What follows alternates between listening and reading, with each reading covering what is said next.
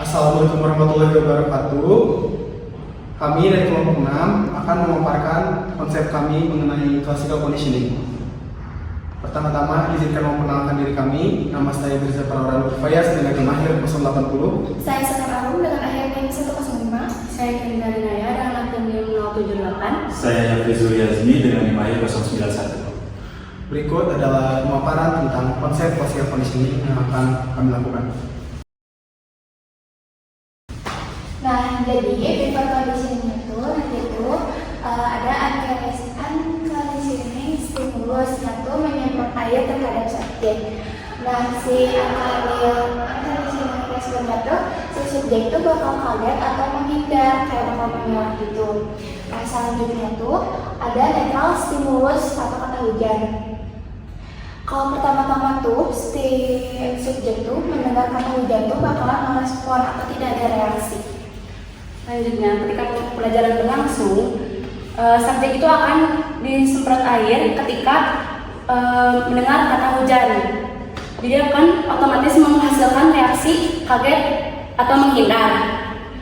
Karena terus berlangsung seperti itu polanya, maka reaksi selanjutnya itu setiap subjek mendengar kata hujan akan menghasilkan reaksi kaget atau menghindar meskipun tidak disemprot air seperti itu. Baik, sekian pemaparan tentang konsep classical conditioning yang akan kami lakukan percobaan. Selanjutnya akan ke percobaannya.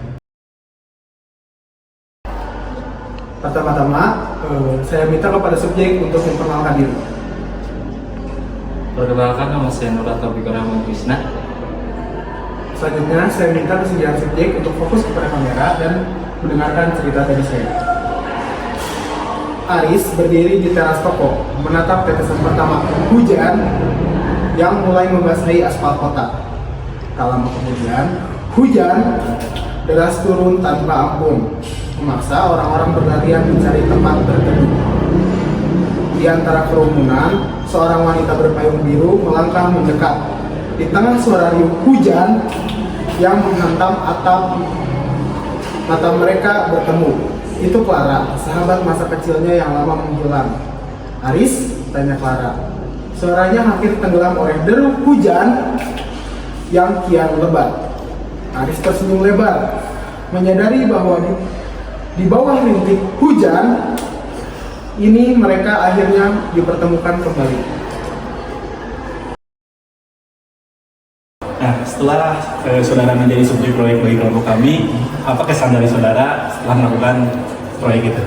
Kesan saya setiap mendengar kata hujan, ya saya cukup risih lah dan menyebalkan juga sih. Berarti itu ada perubahan dari saudara mengenai kesan alami saudara. Jadi tiap saudara mengalami kata atau mendengar kata hujan, saudara langsung refleks atau merasa terganggu seperti itu. Ya. Jadi itu adalah kesan dari subjek proyek kami mengenai praktikum ini. Terima kasih. Jadi setelah kelompok kami melakukan praktikum dengan skema yang telah kami buat sebelumnya, dan hasilnya adalah konsep yang telah kami buat itu benar-benar terbukti oleh subjek dan dirasakan oleh subjek, karena subjek pun memberikan kesan seperti apa yang konsep kami telah buat. Jadi dalam konsep kami kan tadi sebelumnya kami itu sudah menyiapkan alat semprot yang dimana alat itu akan berfungsi sebagai alat praktikum kepada si subjek. Dan ketika alat semprot itu digunakan kepada subjek pun memberikan respon secara alami bagaimana si subjek itu menghindar atau mengelak atau kaget, sehingga alat tersebut tuh bisa menjadi salah satu stimulus yang membuat respon secara alami kepada si subjek.